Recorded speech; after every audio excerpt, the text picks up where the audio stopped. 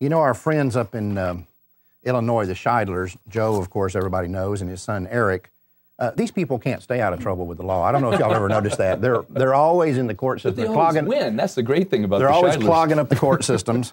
Well, anyway, one of them right now, Eric, is joining us to tell us about a lawsuit that's going on up there and a lot of things that are happening. Hello, Eric. How you doing? Fine, sir. How are you doing? I'm doing pretty good. Well, good. Tell us about what's happening with your this lawsuit that's going on in with Aurora Planned Parenthood. Well, in a nutshell, back in summer and early fall of 2007, Planned Parenthood built this massive abortuary in Aurora under a fake name, under a cloud of controversy, and there was a whole lot of community outrage about it, and I was leading some of that community opposition to Planned Parenthood. Well, Planned Parenthood saw that the whole community didn't want them, and so instead of trying to defend their defrauding of the city, they instead attacked the pro-lifers in a full-page ad in our local newspaper. They put a picture of a burned-out abortion clinic up there, and they claimed that we have a documented, well-documented history of encouraging acts of violence and other crimes. They were dredging up a bunch of the claims made against my father, Joe Scheidler, in his Now versus Scheidler case. They didn't bother to mention that he was vindicated in that case 2 times in the United States Supreme Court, the second time unanimously. Well, those are just details. Right. Well, never mind that the court overturned all these outrageous things. Right. And they also repeated these same lies and slanders in letters to our mayor and our aldermen, in statements to the press, and in other ads in other newspapers. So we're having our good name defamed right and left by Planned Parenthood, and they're the ones who are the liars and the schemers, and of course, they're the ones who perpetrate violence in the womb. Right. So we couldn't let this stand. Back in October of 2007, I filed a libel suit against Planned Parenthood.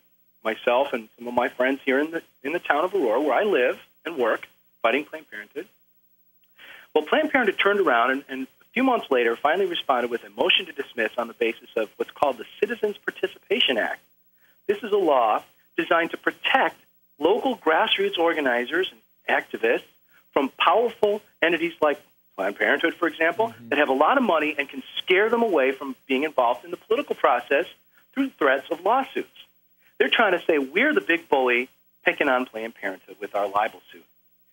And the scary part of it all is that the judge agreed.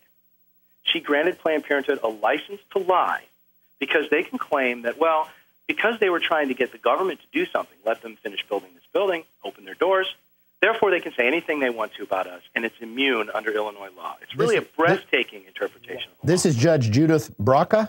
That's right. Judge Judith Braca issued this ruling. But there's some good news. Last week, the judge allowed 2 counts, a count of libel and a count of slander, to stand. These were things that we discovered during the course of our earlier investigation. So even though those counts were stricken, the investigation we went through discovered this count of slander and this count of libel, which have survived till today. That means we still have a long road ahead of us to actually get the court to recognize that they're guilty of libel and slander. But Planned Parenthood is awfully concerned about it, and they're now trying to delay further hearings and so forth. Mm-hmm.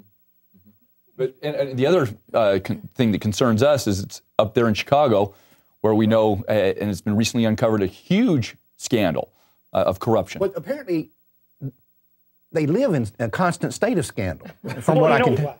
What's really interesting is that Rob Blagojevich was connected to the Illinois Finance Authority as part of this whole scandal surrounding, his shakedown of the Children's Hospital and so forth. Well, the Illinois Finance Authority was behind Planned Parenthood's getting this bond issue to build this giant abortuary in the first place. And it was very shady dealings to begin with. So we wonder if there isn't some deeper connection there to some of the political scandal and what's happened with Planned Parenthood. Well, dig as deep as you can. You might find that money trail going all the way back to the governor's office and maybe a few other elected officials and really clean that place up. I hope that happens. Well, listen, Eric, you guys stay after it and say hi to your dad for us, and don't let these people off the hook. If you can keep them on the hook, keep them there. We've got to, because there are laws like this in over half the states of the union that are originally designed to protect people and not allow them to be scared out of being involved. And Planned Parenthood is going to use this trick wherever they can to intimidate people out of keeping their good name clear and being involved in what's going on in their community. Well, you guys hold their feet to the fire. Will do. And Eric, I want to say that you really are a good community organizer. Yeah. I got myself in trouble, that's for sure. Well, thanks, Eric. God bless. Bye-bye.